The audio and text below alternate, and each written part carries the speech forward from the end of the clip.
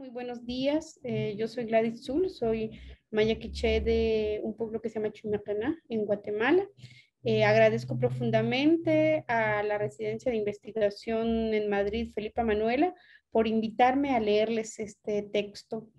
El día de hoy voy a leer un fragmento sobre uno de los proyectos que estoy finalizando desde hace varios años, y es un proyecto que me interesaba porque a propósito de la celebración de los bicentenarios, este texto a mí me resulta de vital importancia, pues reconstruye un proceso judicial contra aquellas comunidades, aquellos hombres, aquellas mujeres que se rebelaron contra el orden colonial español en los años de 1800. El texto reconstruye una época de 1816 a 1820, y, digamos, me sirve como justificación para cuestionar el carácter liberal, burgués y nacionalista de la formación de los estados, que aunque celebren de manera pomposa la independencia, esa celebración de las independencias supusieron el exterminio y el silenciamiento de las luchas comunales y de las luchas anticoloniales. Entonces, este es una interpretación social que yo voy a hacer a un documento de 1820 donde se reconstruye o donde se consignan los testimonios y las declaraciones de aquellos que fueron perseguidos, encarcelados, azotados por rebelarse al orden colonial. Entonces, voy a leer. Eh, ya estamos rebelados. Una interpretación al juicio criminal contra Lucas Aguilar, Atanasio Tzul y sus compañeros por sedición. Una reconstrucción por la vía de los hechos y testimonios judiciales. Eran los días de marzo de 1820 en Chumacaná y los lunes por las noches en las casas de Lucas Aguilar y Atanasio Tzul, principales y más iguales de las parcialidades de Palincaj, Palapchaj, Bulcuyup y Tinamit, junto con las cofradías del Santísimo, la Trinidad y Santa Teresa, se reunían y celebraban asambleas para discutir y organizar estrategias indígenas de lucha en contra del poder colonial. El efecto de estas sesiones desencadenaron en una era de insurgencia comunal de mujeres y hombres que lograron fracturar el orden colonial con la realización de jornadas de devolución de tributos, deposición de autoridades y la realización de fiestas políticas. El rompimiento del orden colonial cobró el carácter expansivo, pues varios pueblos de los alrededores de Chumacaná confluyeron en sus propios procesos. En esta era insurgente se logró alcanzar a los pueblos de Tacaná y Huehuetenango. Chumacaná atravesaba momentos de turbulencia política. Las comunidades desafiaban la dominación colonial por diversos motivos. Las noches de marzo transcurrían y las mujeres y hombres de las comunidades discutían sobre la continuidad de las acciones comunales contra la dominación colonial expresada en el cobro de reales tributos sobre las tierras que les pertenecían desde tiempos inmemoriales, contra la dominación eclesiástica que exigía tributo, jornales de trabajo a las comunidades, así también contra el despotismo de la alcaldía mayor que perseguía las fábricas de alcohol, entre varias más.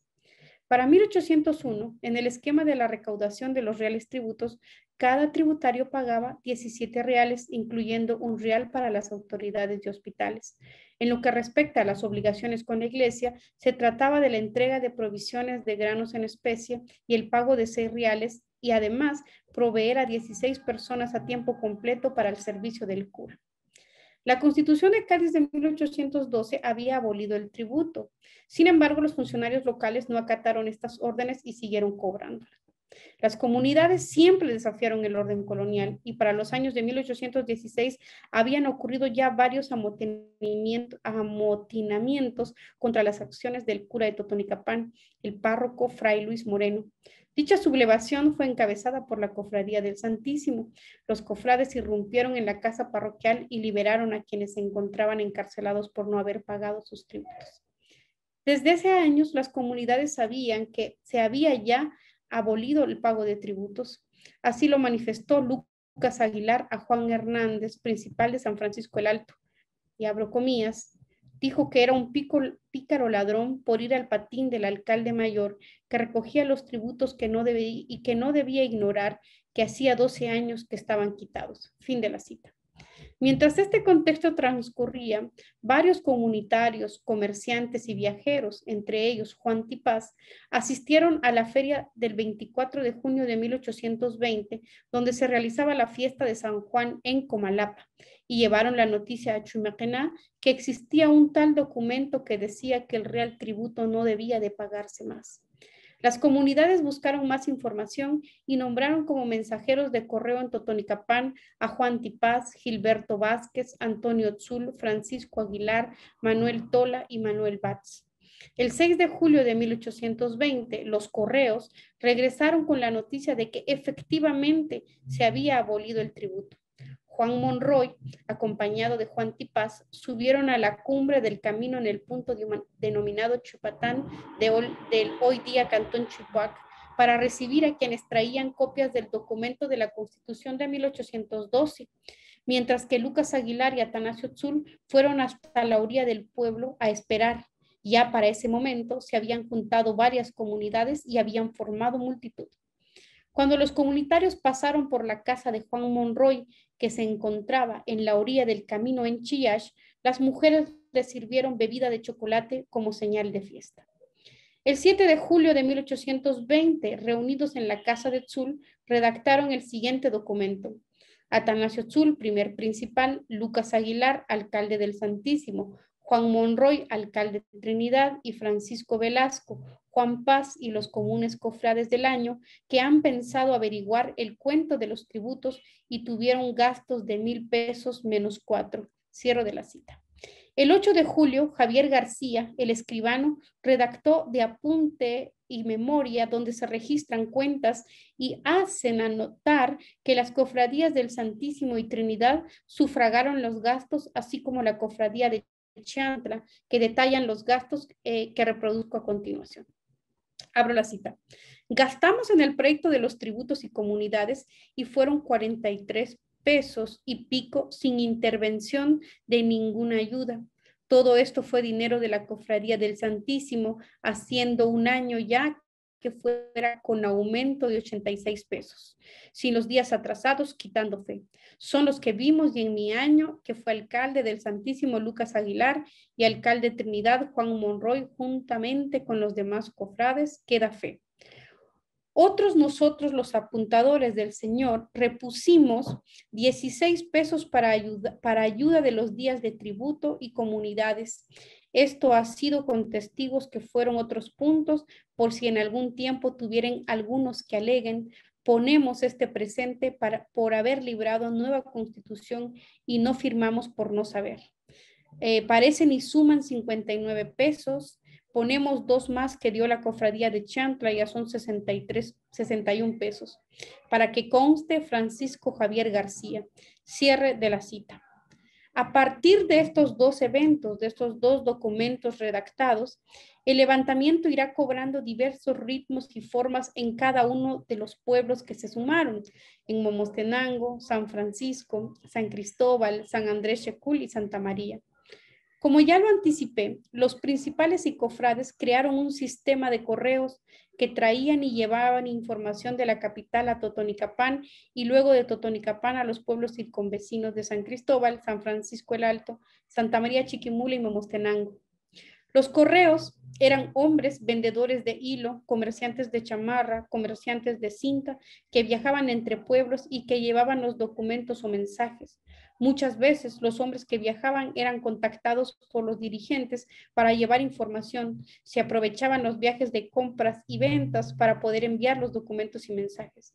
También poseían una red de escribanos que leían y escribían los textos de respuesta para los pueblos, así como también redactaban actas de acuerdos y tomaban notas de las cuentas sobre los gastos que incurrieron en todas las gestiones. Varios de estos documentos fueron encontrados en las cajas de papeles en casas de Aguilar y Tzul cuando fueron capturados el 8 de agosto de 1820. El ritmo que cobró la rebelión en los otros pueblos dependió de las correlaciones históricas y tensiones políticas internas.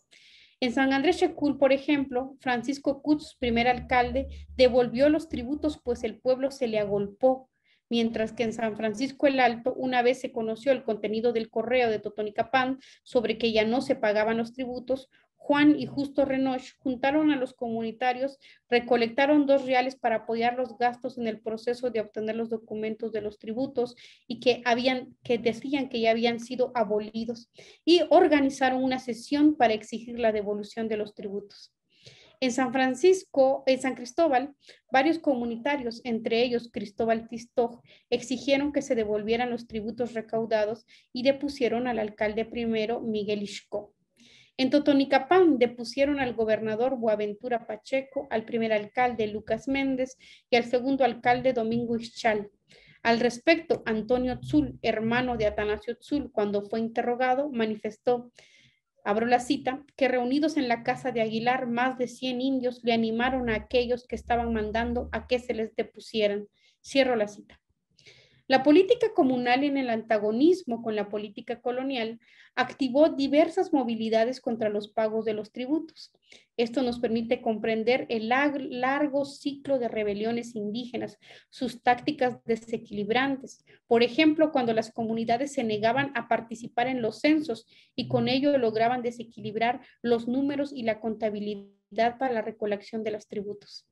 De tal forma que la declaración de la Constitución de 1812, que abolía los tributos, fue tan solo una parte de la larga lucha por la dignidad de la vida que los quichés y demás pueblos indígenas venían produciendo, y no fue la única razón.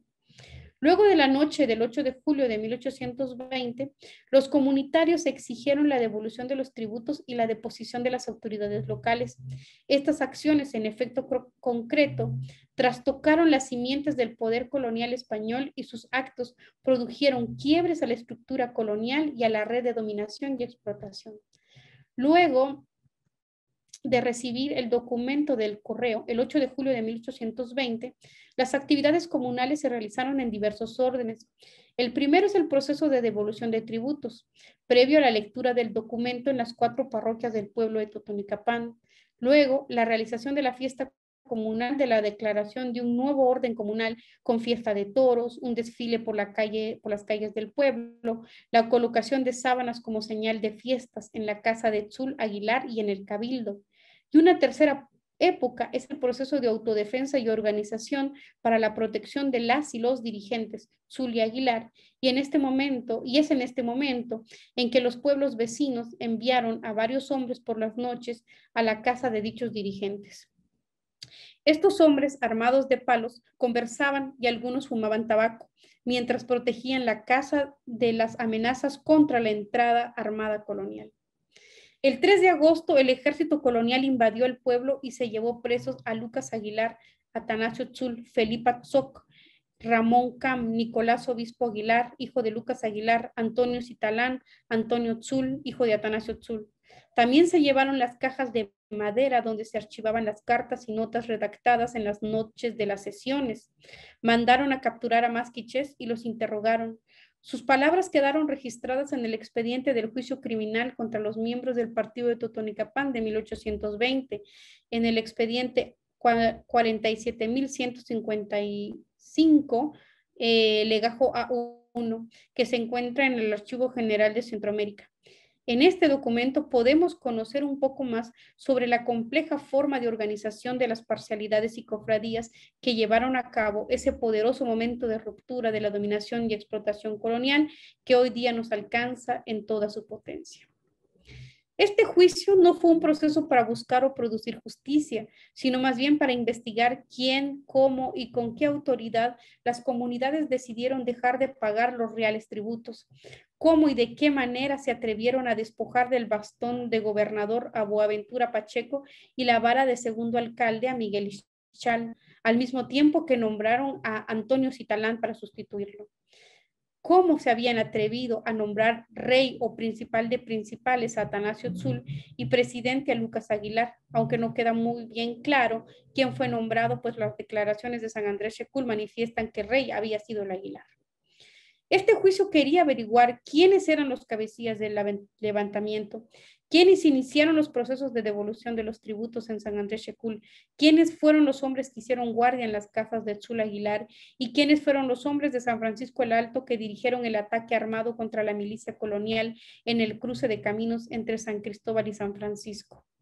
Otro conjunto de interrogantes interrogantes para pensar este juicio serían: ¿quiénes fungieron como correos para llevar las comunidades? ¿Qué se trataban en las sesiones nocturnas en la casa de Aguilar y Tzul? ¿Y de dónde sacó la ropa que usó Tzul el día que fue la fiesta de coronación? El documento que recompone el proceso judicial criminal mostrará que la continuidad en el tiempo de la política criminal de la República Colonial Guatemalteca contra las comunidades indígenas ha sido permanente. Este juicio criminal contra Atanasio Tzul, Lucas Aguilar, Juan Monroy, Juan Tipaz, Felipe Atzoc, Micaela Tumash y varios encarcelados y perseguidos en 1820 permite comprender el papel y la fuerza de la ley como medio para desorganizar, controlar, desmantelar, perseguir y amedrentar el levantamiento y la lucha de las comunidades indígenas que se oponían a la dominación colonial en los meses previos a la denominada independencia. Este juicio se resolvió en la sala de indultos, donde finalmente liberaron a los comunitarios. Pero las preguntas que recorren la investigación es: ¿bajo qué condiciones fueron aprobados los indultos? ¿Qué efectos tuvo para nuestro pueblo este proceso judicial y la fuerza de la rebelión? ¿Y de qué manera hoy día recuperamos los contenidos de esa poderosa rebelión indígena que se declaró independiente con sus parcialidades, cofradías y calpules antes de la declaración formal de la independencia? ¿Cómo ocurrió el levantamiento y la posterior represión? ¿Y cómo fue desarrollado el proceso judicial? A mi parecer, estas son preguntas relevantes para pensar nuestro presente a 201 años de la realización de este juicio criminal contra los comunitarios de Totonicapán. Creo importante y necesario que tengamos presente que las comunidades donde nacimos históricamente han sostenido sus estructuras de gobierno con sus autoridades propias, que han sido una organización dinámica, compleja y que hace 2 siglos lucharon contra la dominación colonial y por eso fueron perseguidos, azotados, encarcelados, despojados de sus bienes y asesinados. ¿En qué se parece la lucha y el destino de Lucas Aguilar, Atanasio Tzul, Juan Monroy, Francisco Velasco, Felipe Atzoc, Micaela Tumash, María Hernández, Juana Tipaz, con la lucha actual de don Fausto Sánchez, Bernardo Caal, Yolanda Ukelí, Abelardo Curup o María Choc, o los cientos de perseguidos por la defensa de sus tierras y sus aguas en estos tiempos?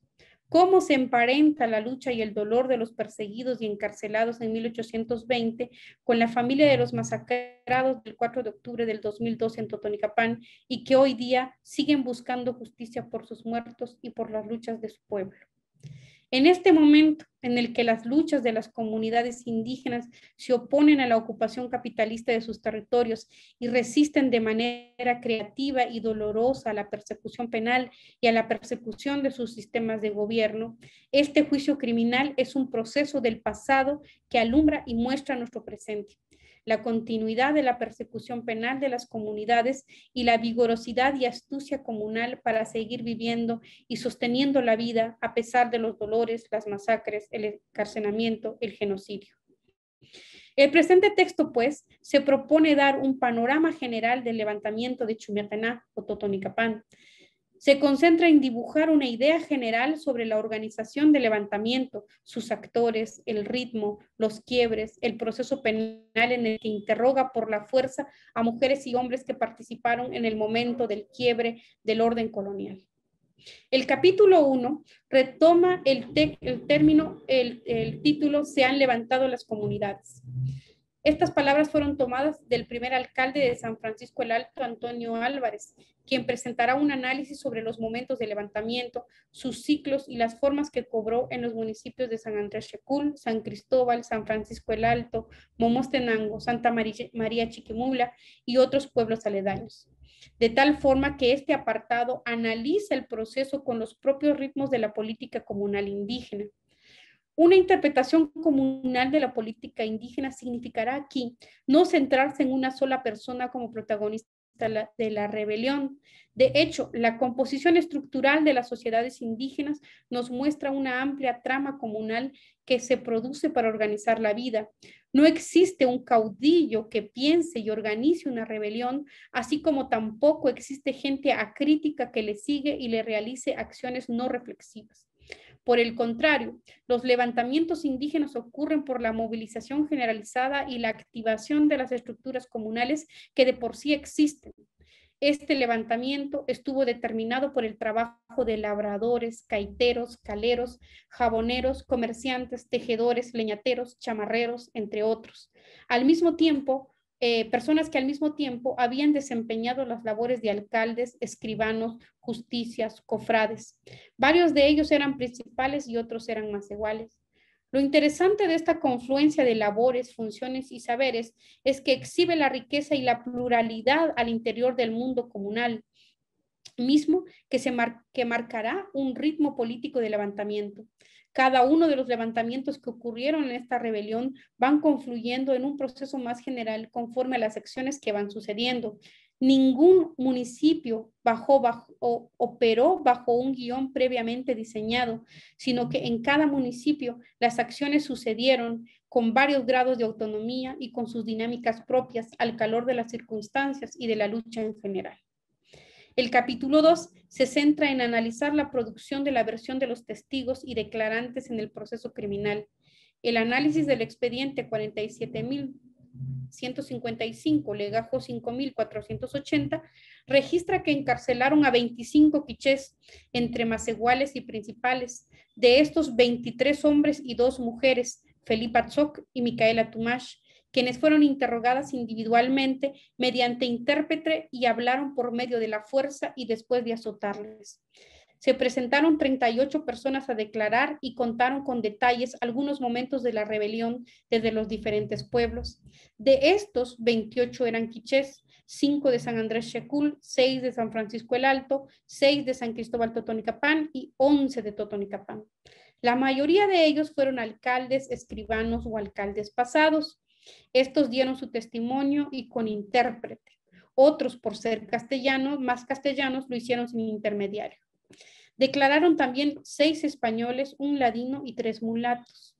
En las palabras de estas 6 personas españolas se puede recrear la visión de cómo se sintieron amenazados con el despliegue de los comuneros quichés. Las sesiones de las interrogaciones se desarrollaron por medio de traductores y con esta dificultad de la traducción tenemos por lo menos 3 versiones de la verdad. En este juicio, una primera verdad es aquella enunciada en los testimonios de los españoles, ladinos y mulatos que se expresaron en castellano y en sus versiones dan detalles de la situación previa y posterior a la rebelión. Mariano Proguer de Terán, español, dijo, y abro las comillas, que aunque los indios aparenten sumisión y sosiego, es acaso por temor de la fuerza, pero retiradas las tropas, estos pueden volverse a sublevar. Cierro la cita. Complementa esta versión de la verdad las cartas e informes que redactaron los párrocos y militares acerca de este proceso y alertan sobre el efecto que va a tener la rebelión. Una segunda versión aparece cuando declararon los incriminados encarcelados. En ellos la palabra fue limitada. Varios de ellos se limitaron a decir que sí participaron en las juntas, que efectivamente fugieron como correos, que fueron los que buscaron los enseres para la fiesta y el vestido de Atanasio Tzul, que sí hicieron guardia en la casa de Lucas Aguilar y Atanasio Tzul. Algunos nombraron a otros participantes y algunos se limitaron a decir que ignoraban las respuestas a las preguntas. Las versiones de estas personas encarceladas apuntaban más bien a clausurar la información. Esto es claramente por temor a no incriminar a ninguno de sus familiares o vecinos para que también fueran encarcelados. Varios de los interrogados declararon que luego de haber sido azotados en la picota del pueblo, prestaron su palabra.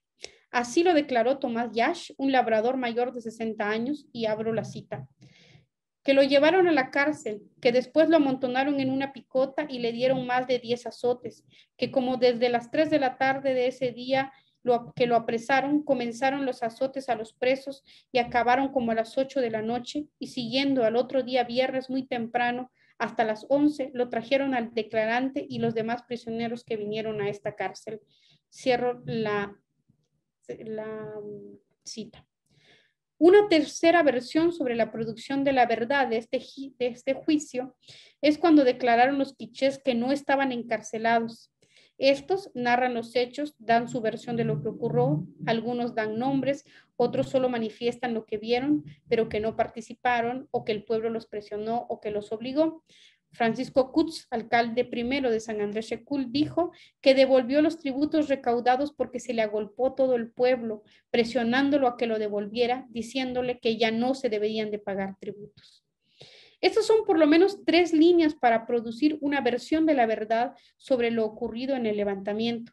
Se encuentran también al interior del juicio las versiones de los militares y escribanos que serán presentadas en el desarrollo del texto. Hago alusión a estas 3 versiones sobre la verdad, pues la producción de la verdad de los hechos está íntimamente ligada a las condiciones, las reglas que han de aplicarse para interrogar y examinar los recuerdos y testimonios. Foucault analiza que en estos mecanismos la prueba no sirve para nombrar y determinar quién es el que dice la verdad, sino para establecer quién es el más fuerte y al mismo tiempo quién tiene la razón. Esta será una clave que atraviesa la construcción del juicio, el ejercicio de poder para producir la versión sobre los actos de los comunitarios en el levantamiento para encarcelarlos y castigarlos. En el capítulo 3, en concatenación con los capítulos anteriores, se repasará el problema de las fuentes, pues el documento primordial del presente análisis es el archivo del juicio criminal. Entonces me surge la pregunta, ¿qué significa que como quichés pensemos y analicemos con respuestas a preguntas que fueron arrancadas luego de azotes y encarcelamientos? ¿Los traductores hicieron una labor independiente o sus intereses coloniales condujeron las versiones que se quería tener? Cuando escribí este texto, me enfrenté con algunos problemas y una ventaja de índole política y documental. La ventaja es que a lo largo del documento queda claro que mediante el tipo de preguntas que se realizan a los encarcelados y a los otros declarantes para averiguar quién, cómo, con qué objeto, con qué autoridad o el tipo de expresiones que utilizan como con altanería o con insolencia, podemos entender la respuesta y resistencia al aparato colonial de dominación y poder contra el cual las comunidades se rebelaron. Al ser la preocupación del dominador colonial la que toma forma de pregunta, se puede notar la creatividad insurgente de quienes se rebelaron, las mujeres y los hombres que con sus actos y palabras difundieron la voz del levantamiento, comprender los grupos de familias completas que fueron activos participantes en este levantamiento. Esto permite acercarse a las texturas internas de la rebelión, sus tiempos, sus estructuras, esas que funcionaban en 1820, las parcialidades y las cofradías, y al mismo tiempo las diferencias y contradicciones en ambas instituciones. De las dificultades a las que me referían es que las palabras de los declarantes fueron pasados por la voz de los intérpretes Juan José Álvarez y Álvaro Figueroa, y fueron redactados por un escribano, Juan León, y otras veces hablaron bajo la presencia de los testigos. Juan Godínez Liberato, Ovando, Justo Godínez y Nicolás Díaz, Mariano Arriola, José Manuel Figueroa. La presencia de estos testigos de asistencia, según el expediente, obedece a que no existían escribanos, lo cual hacía necesario la presencia de 2 personas que pudieran atestiguar y dictar la verdad al respecto de la declaración que se iba a prestar. En lo que respecta a las palabras y los discursos de las mujeres en documentos y archivos, se inscriben en lo que Andrés Guerrero denomina acto ventríloco. Esto es interrogar y hacer hablar según el intérprete del alcalde mayor y del intérprete para querer encontrar a los culpables de promover el levantamiento. Este levantamiento judicial también puede ser comprendido en las ideas de lo que desarrolló Ranagit Guha, que analizó sobre la escritura en los pasados poscoloniales. Se interroga, siguiendo a Guha, ¿qué significa encontrarse con un archivo colonial? ¿Acaso estos únicamente logran recoger la voz de la dominación? Guha denominó a ello la prosa de la contrainsurgencia. Mi trabajo, pues, en este documento colonial y la lectura y transcripción de este documento me dejó claro los problemas que analizan Guerrero y Guha, pues el documento que recopila el juicio es prosa de contrainsurgencia, que conduce la voz de quien responde, siendo ese el mecanismo de cómo se van a obtener las declaraciones, y por ello fue preciso leer entre líneas. Es decir, es importante desarrollar una mirada interior para complementar los fragmentos que faltan. Esto representó un ejercicio de leer las declaraciones auxiliándome de las que otros presos y testigos prestaron para poder construir un panorama general, pues es necesario que activemos una manera de ver y valorar el mundo desde la política comunal quiché o desde un punto de vista comunitario para apropiarnos de la historia, tal y como lo sugiere Rivera Cusicanqui.